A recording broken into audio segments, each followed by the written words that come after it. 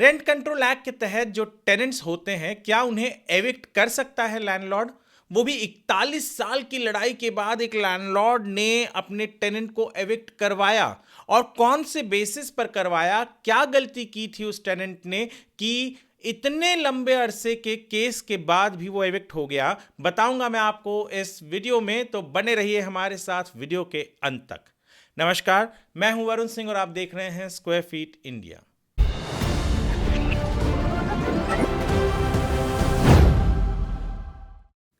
कहानी जो है वो जुहू इलाके की है।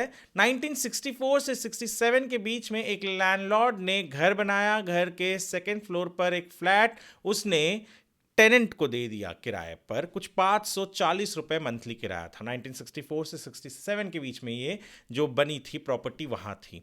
1985 में ये जो लैंडलॉर्ड थे वो पहुंच गए स्मॉल कॉजेस कोर्ट। वहां पर उन्होंने कहा कि सर जी एविक्ट करवाइए।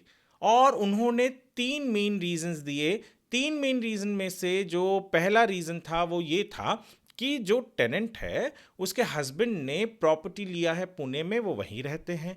उसके अलावा सबसे बड़ा मेन रीजन जो था वो ये था कि न्यूसेंस फैक्टर है इनका। न्यूसेंस इस कारण कि उन्होंने बहुत सारी चीज़ें वहाँ पर बना रखी है, जैसे कि गेट के बाहर कुछ कॉन्क्रीटाइजेशन कर दिया था जिससे पानी जमने लग गया था।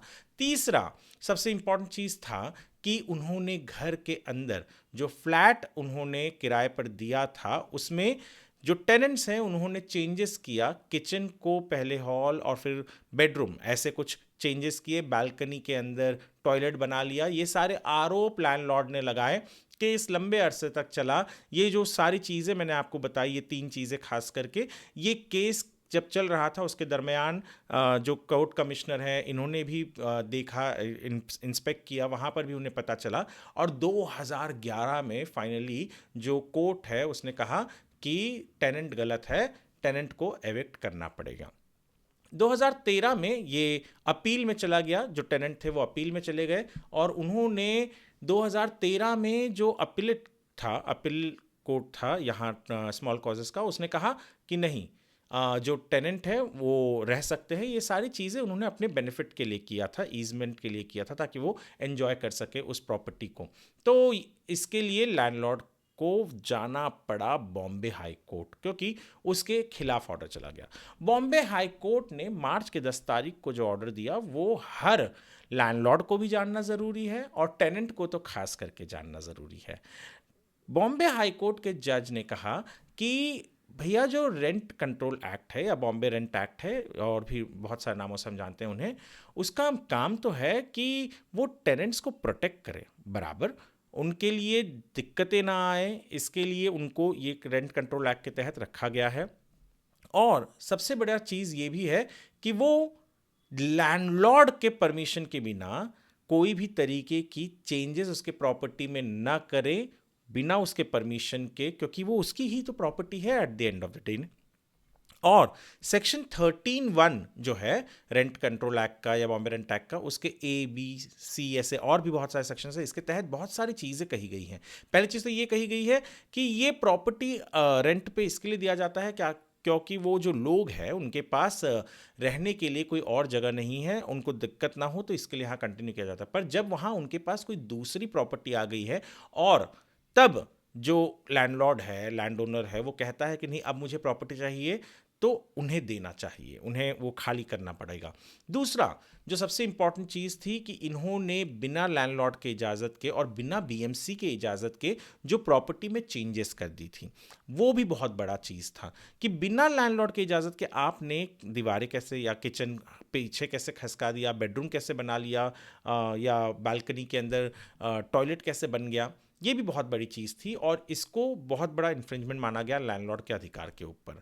तीसरा जो न्यूसेंस वाला फैक्टर जो मैंने आपको पहले बताया कि जिस तरीके से केस लंबा समय तक चला, तो उसमें ये भी समझ में आया कि वहाँ पर उन्होंने गेट के सामने एक कंक्रीट का ये बना दिया था जिसकी वजह से पानी जमने लग गया था, गंदगी हो रही थी, न्यूसेंस हो रहा था और लैंडलॉर्ड खुद नेबर था, तो इसके लिए भी न्यूसेंस चीज़ को माना गया। और बॉम्बे हाई कोर्ट ने कहा कि भैया टेनेंट साहब, आप पहले चीज़ तो जिनको उन्होंने प्रॉपर्टी टेनेंसी दी थी वो उनके तो डेथ हो गए थे, उनके लीगल हेयर्स थे, उसमें भी कोर्ट के ऑर्डर कहते हैं कि वो कोई दुबई और लंदन में रहते थे, तो उन यहाँ पे रहते भी नहीं थे।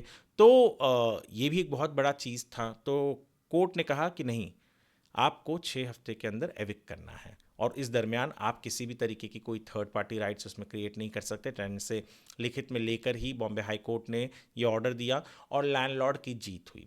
अधिकांश तौर पर हम ये समझते हैं कि जो ये टेनेंसी एक्ट है या जो रेंट कंट्रोल एक्ट है उसके तहत जो टेनेंट्स है वो प्रोटेक्टेड होते हैं, चाहे वो कुछ भी करते जाए।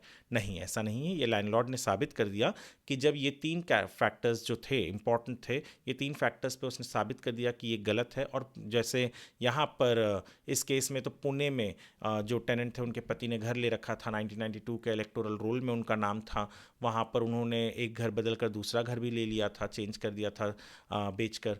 तो यानी उनके पास घर था, भले वो पुणे में था, दूसरे शहर में था, तो क्या हुआ, तो घर तो थे ही। और यहाँ पर इनके जो लीगल हेयर्स भी हैं वो दूसरे बड़े बड़े देशों में रहते हैं, और वहाँ पर भी उनके पास उनकी जो भी है यहाँ इस प्रॉपर्टी को लैंडलॉर्ड को वापस चाहिए था। लैंडलॉर्ड को वापस मिला क्योंकि टेनेंट्स ने की थी बहुत सारी गलतियाँ, जिसे कोर्ट ने, जो अपीलेट कोर्ट ने शायद गलतियां नहीं मानी थी, पर Bombay high court appellate court के ऊपर बहुत ही बुरी तरीके से बरसा।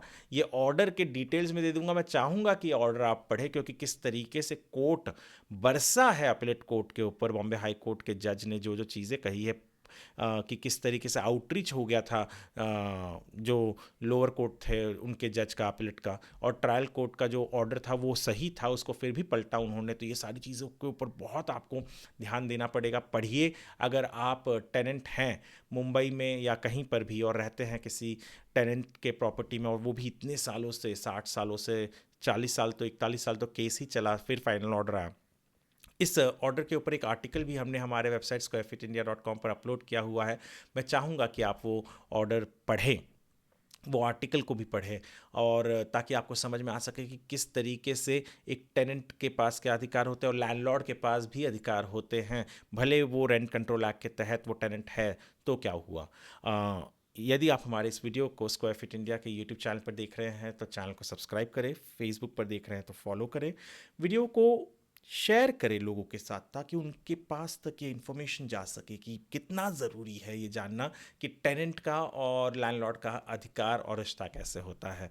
और वीडियो को लाइक करें, लोगों को दिखा सके आगे, इसलिए सेव करें। और वीडियो देखने के लिए आपका धन्यवाद।